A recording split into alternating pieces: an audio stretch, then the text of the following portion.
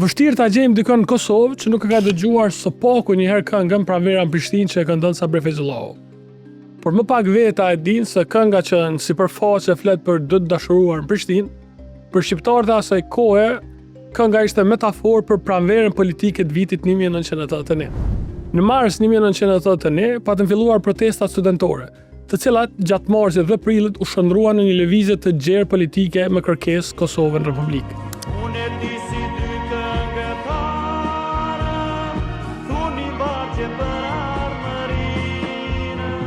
Kur Sabri Feyzullahu thot në këngë "Thurnin vargje për ardhmërinë", kontekstin e vitit 1981, rreshti s'na kuptoi fort si preokupimin e çiftit për të ardhmen romantike, por shqetësim politik për të ardhmen e një brezi.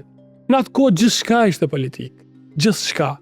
Njëjtë për shembull këngë si Mikrofoni e gjurmëve ishte kritik ndaj sistemit të kontrollit ideologjik jugoslav ndaj shqiptarëve. Një mikrofon, një zurandore kam.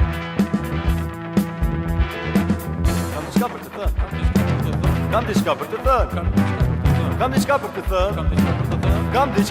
thënë.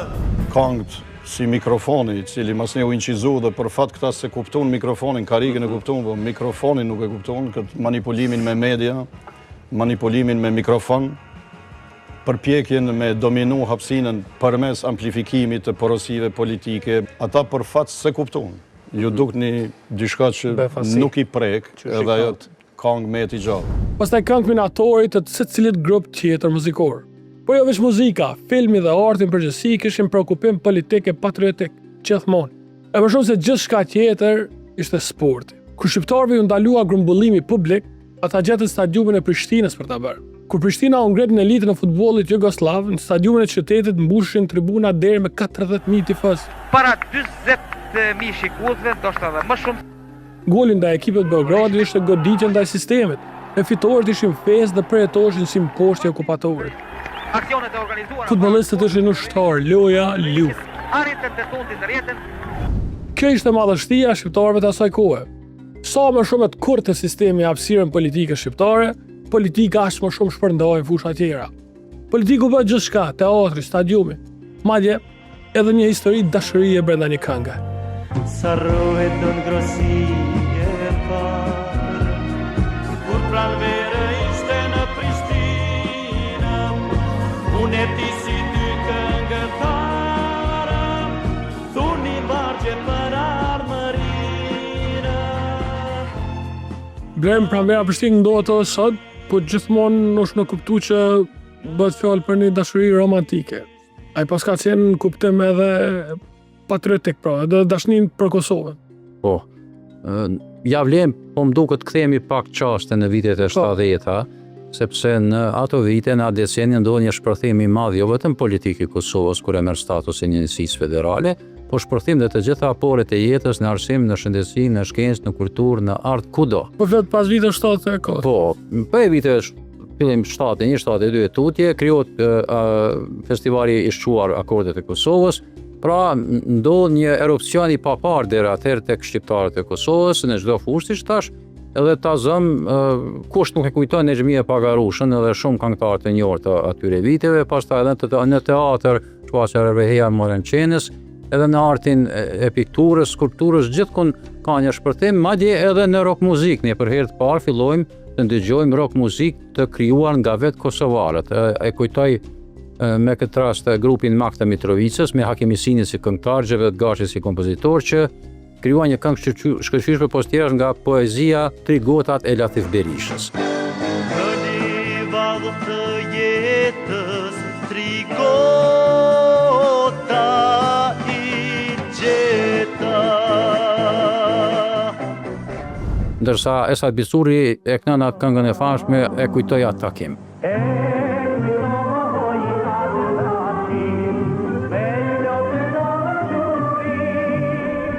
I përmenda këta tre, Latif Berishën, Hakim Isinin dhe Esat Bisurrin, sepse të tre do të vriten me njëherë pas fillimit të fushatës ajrore të NATO-s në vitin 1999. Pra ata kanë qenë viktima nga forcat serbe. Edhe në sport kemi pas përparim në vitin 70. Trepsha Mitrovicës si në ligën e parë të futbollit jugosllavisë të tashme. tash të kthejmë pyetjes tënde. Pranvera në Prishtinë parimisht është këngë e dashurisë, këngë e nostalgjisë, këndohet nga Sabri Feyzullahu dhe ajo emitohet në dhjetor të vitit 1981 në akordet e Kosovës. Mos të harrojmë që ishte vetëm 7-8 muaj pas demonstratave të mëdha të marsit prillit të vitit 1981, e cila përmbysi rendin jo vetëm në Kosovë, por rendin në Ish Jugosllavi. Dhe për këtë shkak ishte pamundur që të mos jepet edhe konotacion tjetër këngës e cila fundi e kryi ishte po them këngë e dashurisë, e kënuar me nostalgji, siç din Sabri Feyzullahu, sepse pra vetë titulli i këngës, Pranvera në Prishtinë, kishte aludime të njohura politike si Pranvera në Prag e vitit 1968, kur Çekoslovakia provoi të shkëputet nga kampi komunist, dhe Pranvera kroate e vitit 1971, që kishte të bënte me një vizje popullore goxha nacionaliste e Kroacisë për një lloj pavarësimi të atërshëm në Ish Jugosllavinë e atërshme.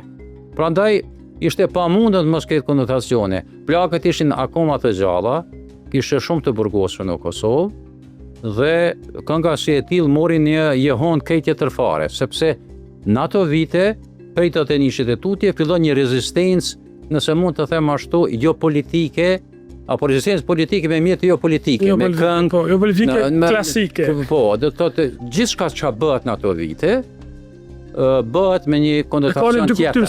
E ka një dy kuptimsi. Pranverë në Prishtinë, në 81 Milaimi tha, aja kushtojmë një tekst, 2 tekste ishin. Të falja nga Prishtina, fillun shkrimet që këtu janë gjihadizëm, të thënishin këta po dojnë, po kërkojnë, i kanë gjitha, i kanë qa dojnë, si me thonën, drejta më të mëdha se këto që i kanë, të falja nga Prishtina, po ju bojnë falja. Eja në Pranverë, kër u bën demonstratat, tok e tok si gjitherë, zemra, zemra, si për herë, besa bes, besa bes si gjitherë. Orkestrim mega modern, që me kamuflu, a ish thirrje, hajde të bashkohemi si gjithmonë. Para kësaj doli 2 muaj përpara Pranverë në Prishtinë e Musapi Perkut. Njëjtë që Milaimi boni tekstet e 2 këngëve edhe Musapi Perkut e këto. Këto e këndova në akordet e Kosovës. Sepse Serbia dhe Jugoslavia tashmë bën një sulm total ndaj gjitha vlerave që i kishin krijuar në vitet e 70-ta, vlerat politike, kulturore, arsimore. Për Serbinë tashmë, për Beogradin tashmë, Universiteti i Prishtinës atëherë quhej, ishte bastion i kundër revolucionit.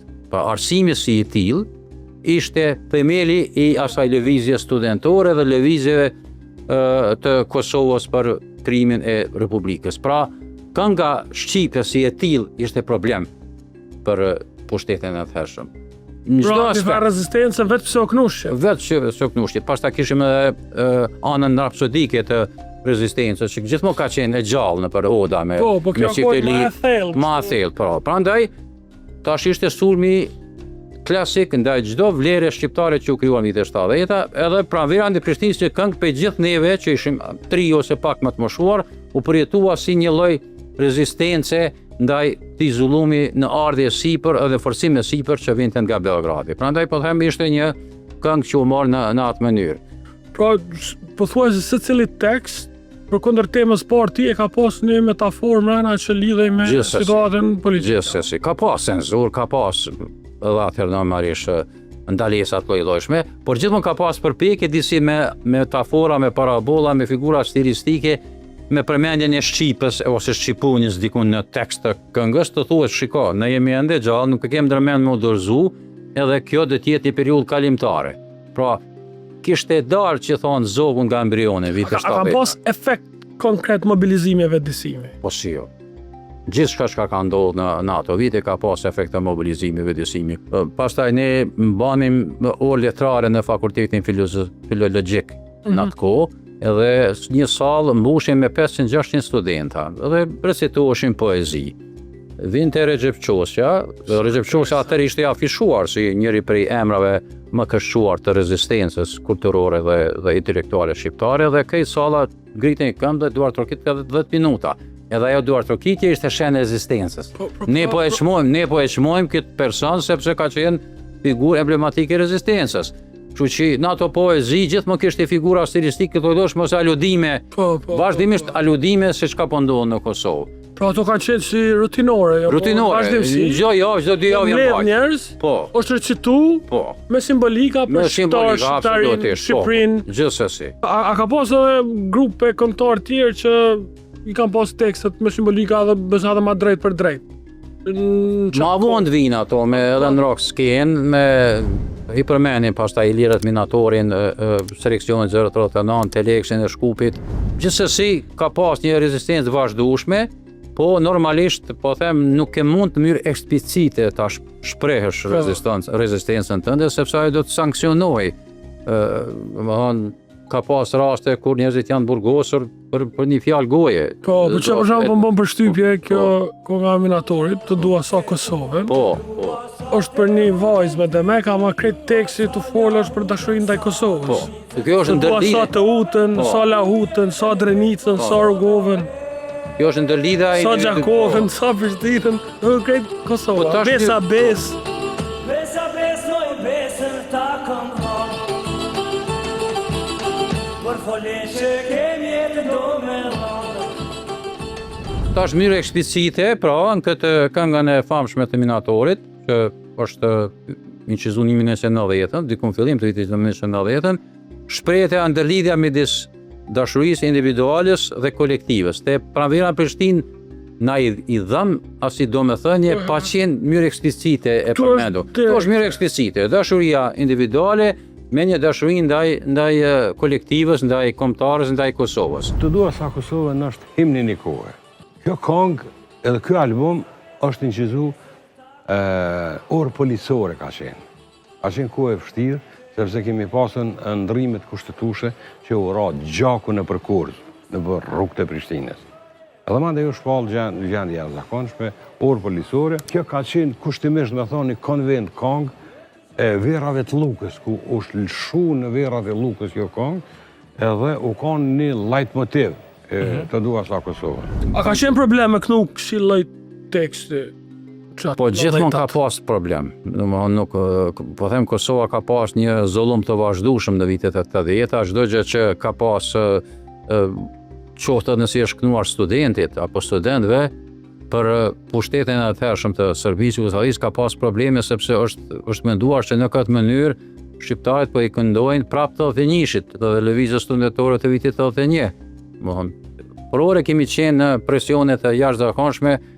Po, emrama është që nuk jemi dorëzuar dhe kjo ka pas një vlerë shumë të madhe sepse përndryshe ne përmendëm në emisionin e kaluar punën e nëntorit të 88-s kur kryuaj populli politik, kur radhë me qindra mijë vjet Prishtinë. Mos ishte kjo rezistencë aktive në çdo fushë, në art, në shkencë, në kulturë, edhe në gazetari që besa. Nuk do të krijojë ambienti që në vitet 88-89 të ndodh një vetëdijsim aq i madh kolektivi shqiptarëve dhe më në fund edhe të krijojë skena alternative politike e cila është bazamenti pa lëvizjes për pavarësitë të Kosovës.